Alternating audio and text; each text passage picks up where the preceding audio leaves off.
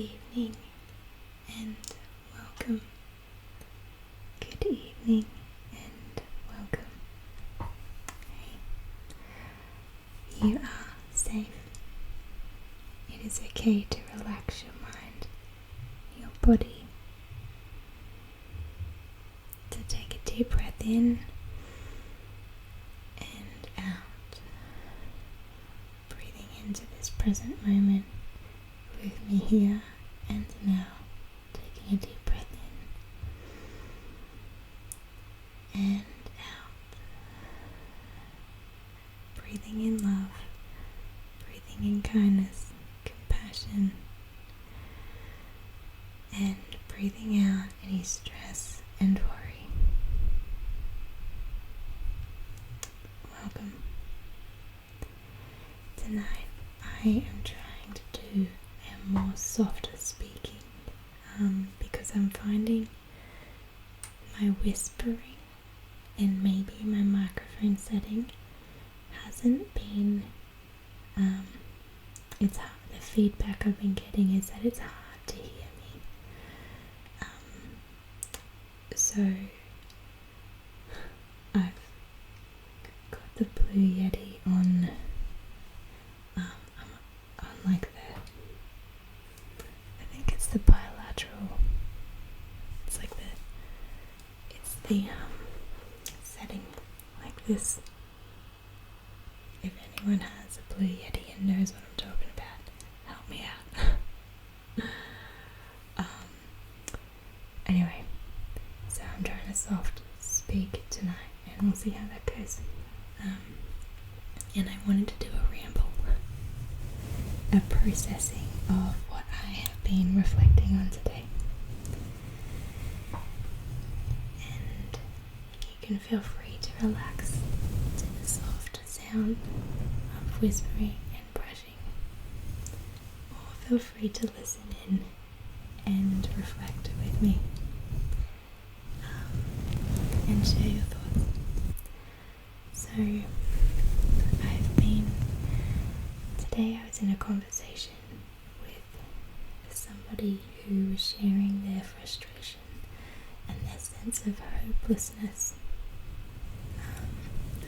over a rupture in a family dynamic, and they shared that they had compassion fatigue.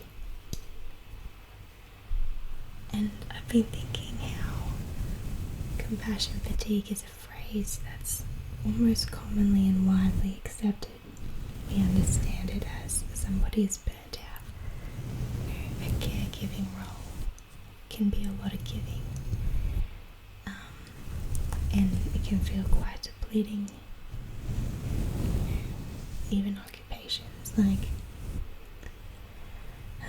healthcare workers, pastoral care, support care, social workers, caring for elderly or disabled, caring anything, can have this element of compassion fatigue that we accept as a phrase. And I've just been thinking, gosh, like, who are we to define what compassion is, or to limit it? Who are we to limit or to place boundaries or borders or measure that of compassion? Because compassion is a voice of love, and love is immeasurable, it's boundless, it's life itself. And compassion is its characteristic, and therefore it is capable of, it is limitless. It is. And so who are we to think that we could measure compassion, or to think that we can hold on to it and give it in little bits here and there? Because compassion itself is a characteristic of love. It is a flowing, it is something that flows in and flows out, and is so much greater than the control we may try hold on to. And it's just kind of got me thinking, I wonder if in these situations, are we really operating out of compassion and love, or are we operating in the near enemy? And the near enemy of compassion is pity. And pity sounds like, how can I fix you? Or how can I fix this? I pity you. So what can I do to solve this or fix this or help you? Whereas compassion is more like, how can I support and love you because I see you as an equal. We are one and you are unified. And you are capable of healing and of growth. And so it sees I'm not above you. Compassion is not above. I'm not positioned in a superiority lens. I'm with you. And so, and when we are sitting with love and being in our essence, and it doesn't burn out, because that's not what love is. And love and compassion are faithful to themselves.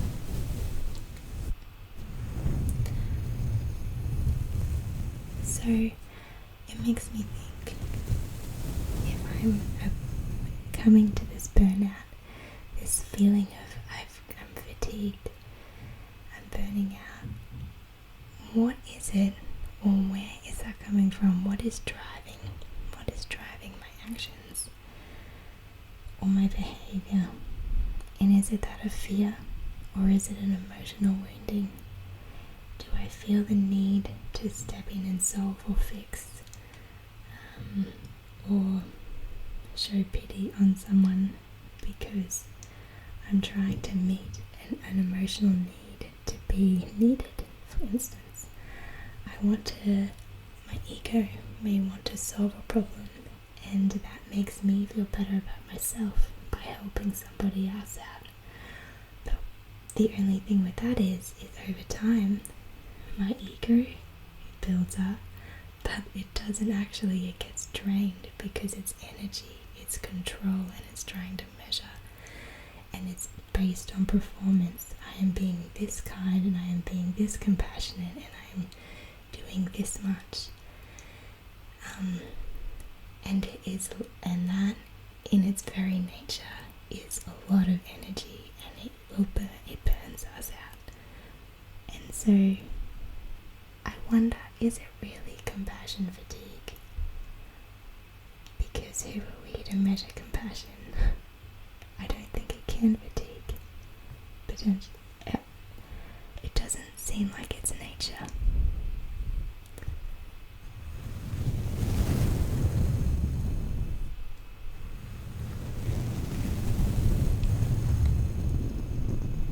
So I've just been exploring and sitting with this, and I think I'll probably journal about it and write about it, because that helps me grasp and these concepts in my mind. I have done a little bit of writing tonight. I'll read some of what I have.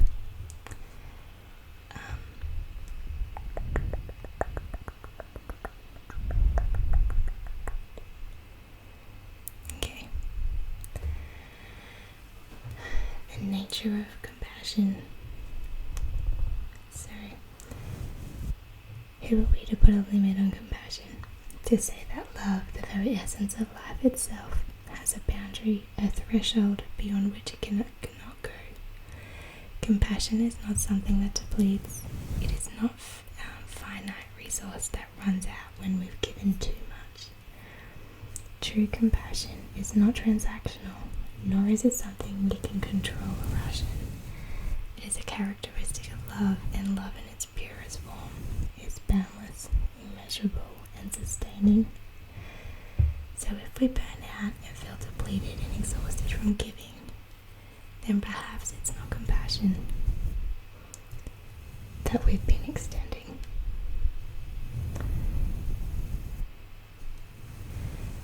So if we find ourselves strained by our efforts to help, maybe we need to pause and ask, from what place am I giving? offering care from a place of love, or is it coming from fear? Am I trying to control an outcome to subdue another person's emotions from my own psychological comfort? For my own psychological comfort? Meaning, am I trying to help you feel calm so that way you don't hurt me psychologically, like I'm not walking on eggshells kind of thing. So how much of that is actually compassion, or is that just my own control? Am I giving because I feel responsible for fixing, rescuing, or being the strong one? Is my giving entangled with my own wounds, trying to meet a need in me to feel needed? Because when our care is driven by obligation, by unhealed wounds, or by a subtle sense of superiority, even if unconscious, we are no longer offering true compassion. Instead, we may be caught up in the enemy of compassion, pity. Compassion sees the other as an equal, capable of healing and growth, and pity looks down on the other, believing they are helpless and in need of fixing.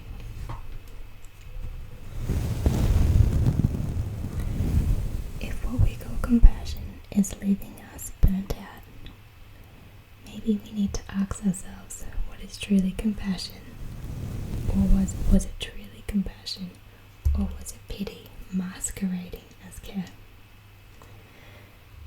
Real compassion does not lead to burnout. Love does not exhaust itself. Compassion, when it flows from love, is not draining. It is life-giving. It is not something we manufacture or strain to give. It simply is. It moves through us effortlessly and without expectation, without demand, without self-sacrifice to the point of depletion. So perhaps the question is not, how do I avoid compassion fatigue? But maybe it's, am I giving from a place of true love, or am I giving from a place of pain? Because when love is the source, it does not take from us. It fills us. It is expansive, freeing, deeply aware. It doesn't burn out. It does not need to be rationed or reserved, portioned out. It simply flows. And maybe that's the real invitation, is to shift from giving out of duty to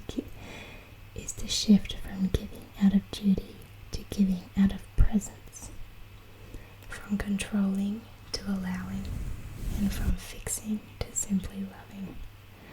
Because real compassion, the voice of real compassion, never runs dry and does not fatigue. It gives and speaks life.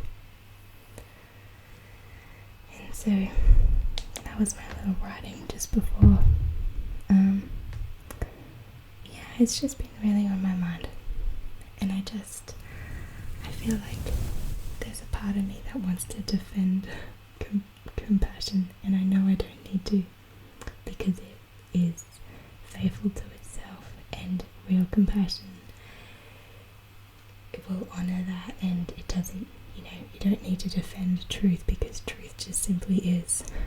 And so a part of me my ego wanted to be like, I need to defend compassion, because that didn't feel true to its nature, the statement compassion fatigue, because compassion is just such a beautiful, beautiful voice. It is such a beautiful thing. It's such a pure and transformational experience to sit with, to give, and to receive. And it is so life-giving. But I also understand, because in my own life, I very much have been. I walk in wounds, and I walk in a place of pity, and I've often felt responsible for fixing other people's needs, and that has satisfied my own wound in me, and it feels heavy, and it's not enriching. But when you let that go and allow it to be, there is just this space where real compassion comes in for both you and the other, and it does speak life, and it is healing. And that's my thoughts for tonight. So my affirmation tonight would be, just gonna think about it for a minute, just gonna pause and have a moment. Just think what it is that I need right now in this moment to affirm to myself.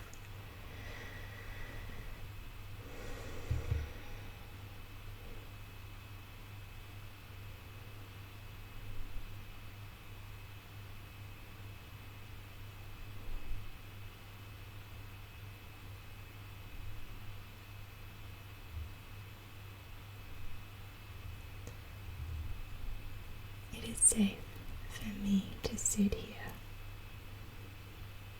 It is safe for me to sit with compassion.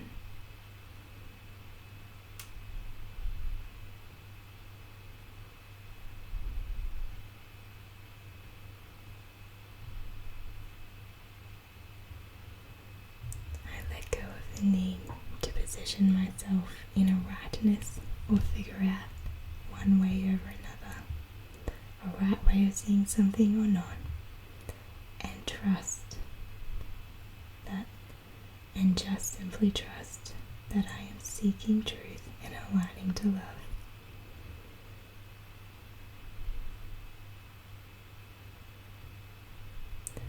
Reminding my essence, how can I love this?